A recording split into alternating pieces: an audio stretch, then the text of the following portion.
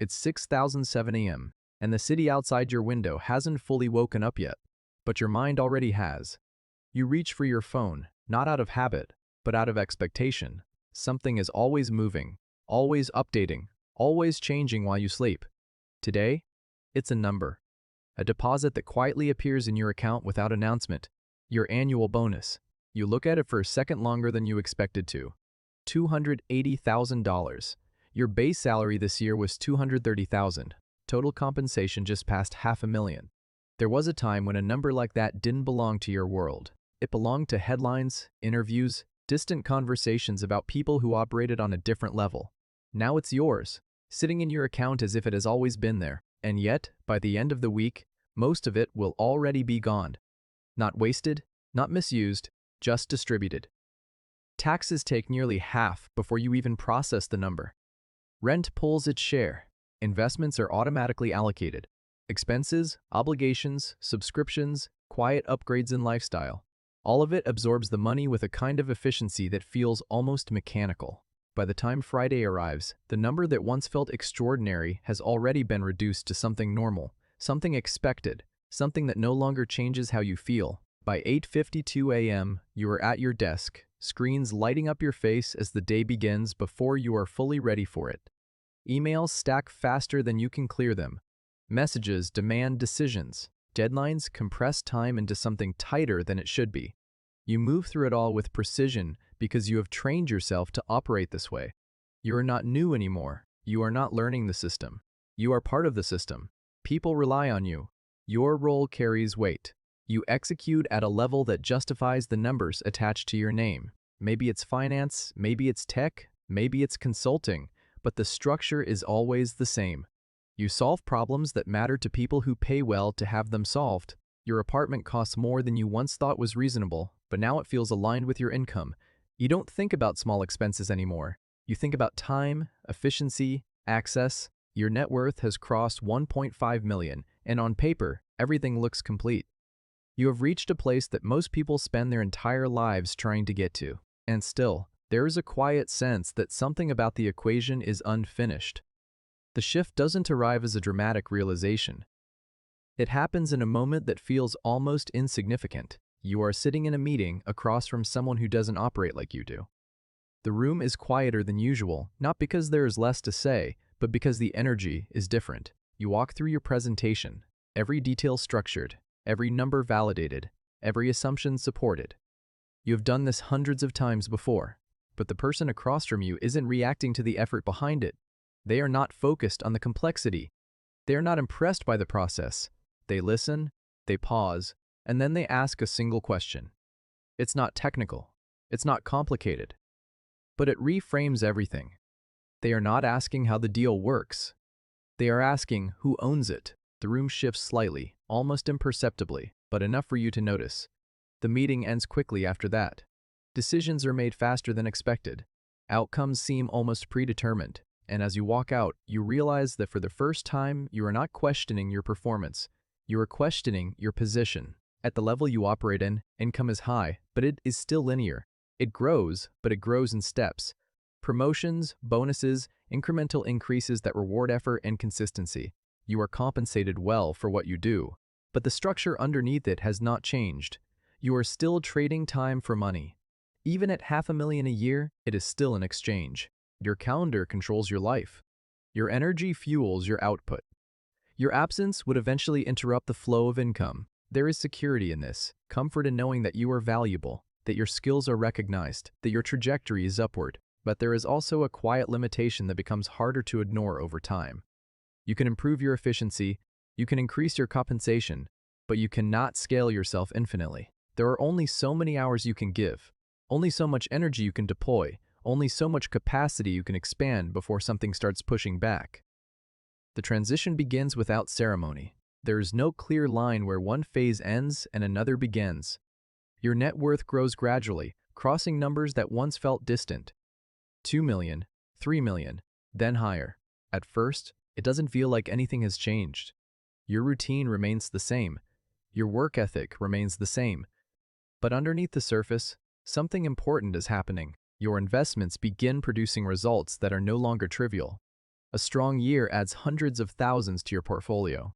Then, in certain conditions, it adds more than your salary. For the first time, money you have already earned begins creating new money at a scale that commands your attention. You start thinking differently, not about how much you can earn, but about where your capital should go. Allocation becomes more important than effort. You move beyond basic strategies. Index funds no longer feel sufficient. You begin exploring private opportunities, direct investments, real estate partnerships, structured deals that were not visible to you before. The conversations around you begin to change. Advisors appear, not because of who you are, but because of what you represent. Your balance sheet now qualifies you for a different level of attention. The language shifts almost immediately. You no longer hear about saving or budgeting. You hear about structuring, efficiency, exposure, long-term positioning.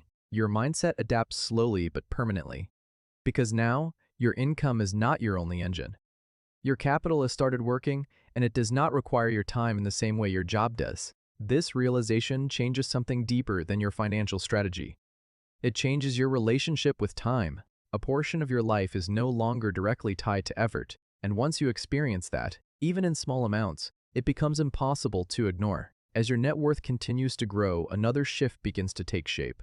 Opportunities start appearing in places you were not looking. These are not public opportunities. They do not exist on platforms or in advertisements. They move through networks, through introductions, through trust. Someone you know invites you into a deal. Someone else offers access to an investment that is not widely available. You are no longer being sold to. You are being included. And with that inclusion comes a new perspective. You are not just allocating money across markets anymore. You are placing it inside specific outcomes. You begin to see the difference between passive exposure and direct ownership. Some investments succeed, some fail, but over time, the pattern becomes clear. The most significant returns do not come from broad market participation. They come from owning pieces of things that grow, businesses, operations, systems that generate value independent of your time. That realization changes the way you think. You stop asking where to invest, and you start asking where value is created. Your focus narrows, not in terms of opportunity, but in terms of intention. You begin seeking positions where your capital does more than grow. It influences, it participates, it matters. And as that mindset deepens, your relationship with diversification begins to change. You no longer want small pieces of many things. You want meaningful stakes in fewer. Enough to matter. Enough to have a voice. You find yourself in rooms where decisions are made, not just analyzed. Conversations shift from performance to direction, from observation to action. You are no longer studying outcomes. You are helping shape them. With that shift comes a different kind of clarity. You begin to see how value is actually built, not in theory, but in practice. You see the connection between decisions and results, between strategy and execution, between leadership and growth. There is no distance anymore between your capital and its consequences. When something succeeds, you feel it directly. When something fails, there is no buffer to soften it. But with that proximity comes understanding. A deeper awareness of how systems operate, how businesses evolve, how scale is created over time. As your capital continues to grow, your role begins to change again. You move further away from individual decisions and closer to directional ones. You are no longer focused on specific deals in isolation. You are focused on where capital should flow, which sectors matter, which trends are sustainable, which opportunities have the potential to expand over time. You are not analyzing every detail yourself anymore. That responsibility shifts to teams, to specialists, to people who operate within the structure you are part of. Your role becomes higher level, more strategic, more abstract. You decide, and those decisions carry weight beyond immediate outcomes.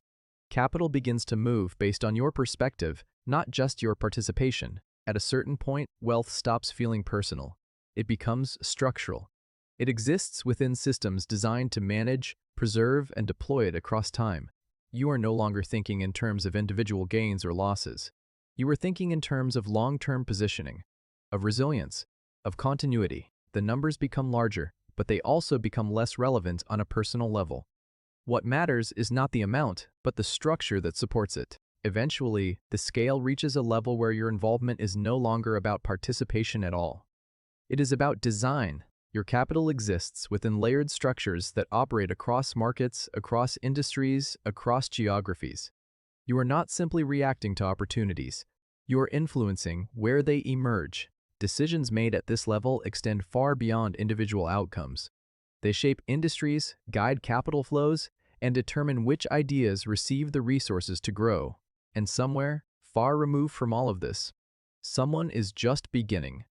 Sitting at a desk, looking at their first real paycheck, believing they have entered the world of money. They think the goal is to earn more, to climb higher, to reach a number that finally changes everything.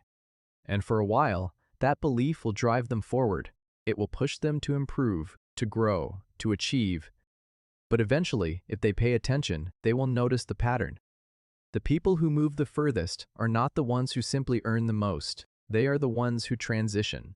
From earning to accumulating, from accumulating to investing, from investing to owning, from owning to directing, from directing to designing. Because in the end, the real difference was never income. It was position. And once that becomes clear, the way you see money changes, not just temporarily, but permanently.